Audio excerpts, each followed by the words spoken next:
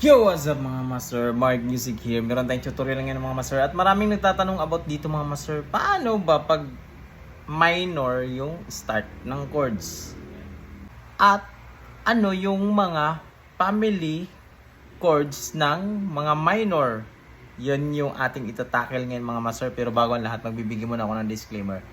Hindi po ako professional na gitarista. Nagtuturo lang po ako base sa alam ko, sa sarili kong research, experience. Nasa sa inyo na yan kung susundin nyo to o hindi. Yung may tinuturo ko. Let's go! Kung merong major na mga family chords, meron din tayong mga minor family chords. Sa mga di pa nakapanood, marami akong turo about sa mga family of chords. Nandun yun sa aking playlist mga master sa mga gustong manood, sa mga interesado.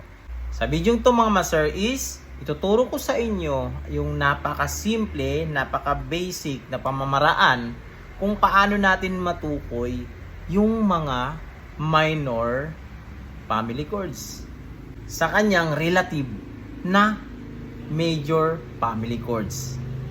For example mga master, meron tayong family chords ng C. Ito yung ating family chords o C major. Yung major, minor, minor, major, major, minor, diminished na yan. Yan yung formula ng major family chords.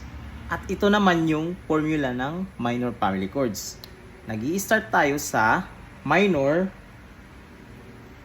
Yan. Since na kayo mga master, nahirapan na magsulat mga master. So, diminish.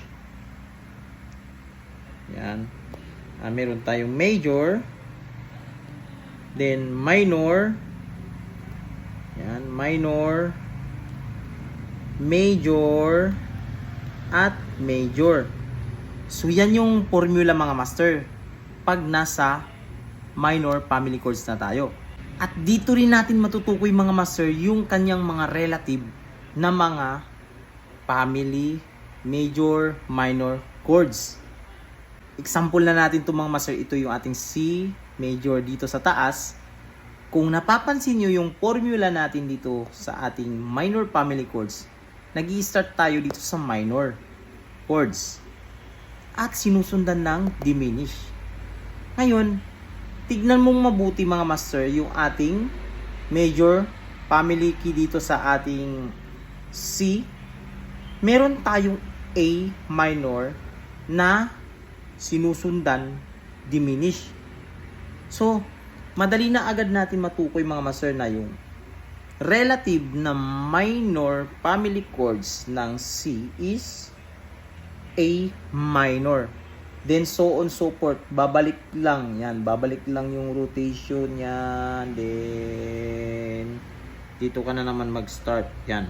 Pag isulat na natin yan dito sa ating minor family chords, ganito na yung mangyayari sa kanya. A minor, meron tayong B diminish, C major, D minor, E minor, F, G.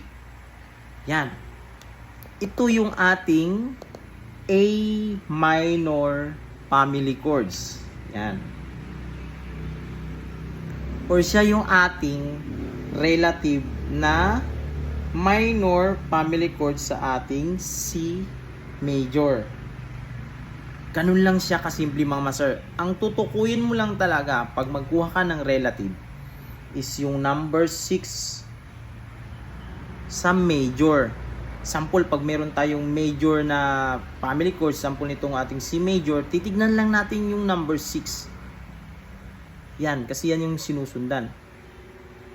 Ngayon, pag babalik rin naman natin, halimbawa may mga chords na minor naman, titignan naman natin yung relative na major niya. Ang titignan naman natin, example dito, para makuha natin yung relative na major niya is yung pang number 3. Ito. So, pag meron tayong A minor na family chords, yung relative major chords niya na family is C. Yan. Tandaan lang itong lagi mga master, na pag galing tayo sa major, hanapin natin yung relative na minor is number 6. Ito. At pag galing tayo sa minor, hanapin natin yung major na relative niya is number 3. Yan. Ito yung pinaka-basic mga master at epektibo mga master. Hindi lang sa chords to, pati sa nag-aaral ng mga scale, nagagamit ito. Ito yung ating family chords ng G. Yan, ito ay major family chords. Ngayon, pag hahanapin natin yung kanyang relative na minor family chords, simple, hahanapin lang natin yung pang number 6 niya. So, 1, 2, 3, 4, 5, 6. So, napunta na tayo dito. Yan.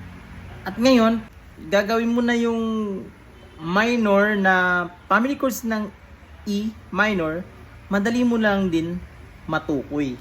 So, mag-start ka na naman ulit sa minor. Yan.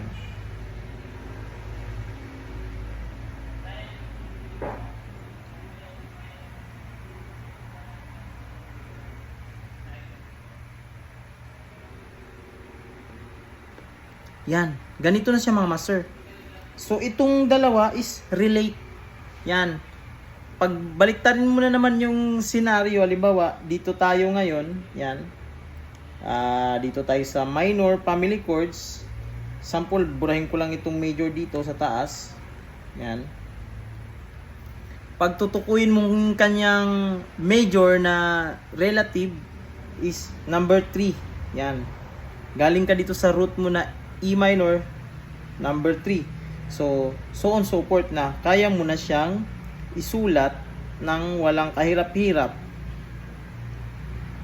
At malalaman mo na yan pala yung kanyang mga relative, minor, at major family chords. Family chords mga master is magkakapareho lang yan ng skala.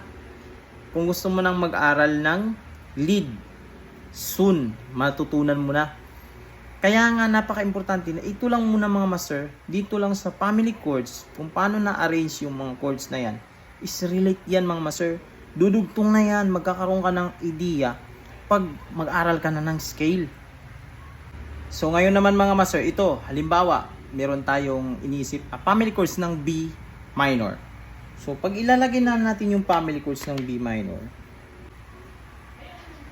yan. So, ang isipin agad natin sa kanya, number 6 sa major family. So, maraming mga B minor sa family chords. Example, sa ating G major family, merong B minor, di ba? Sa ating A major family, merong B minor. Yan, isulat ko dito. So, ito yung ating G.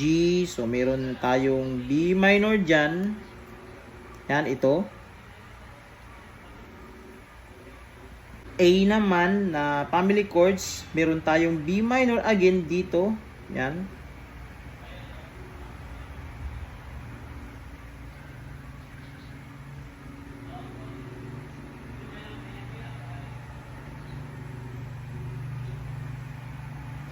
Hindi na natin iisipin na ito yung kanilang mga major na relative.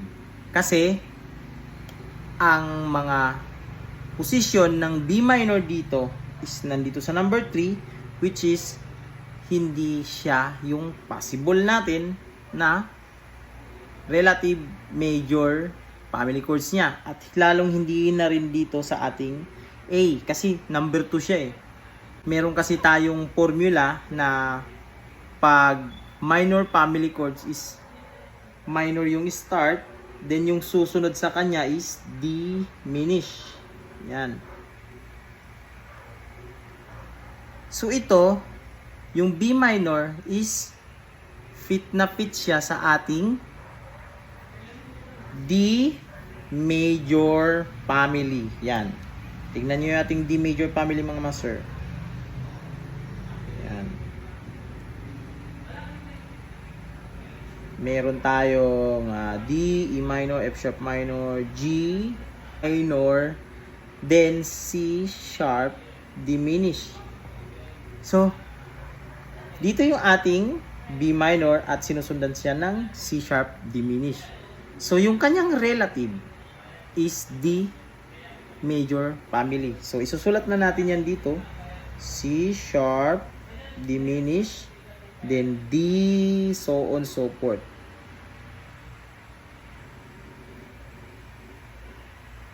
Yan. Madali na lang nating matukoy. So hanggang dito lang video natin na ito mga master. Sana nagkaroon ito ng idea sa inyo mga master.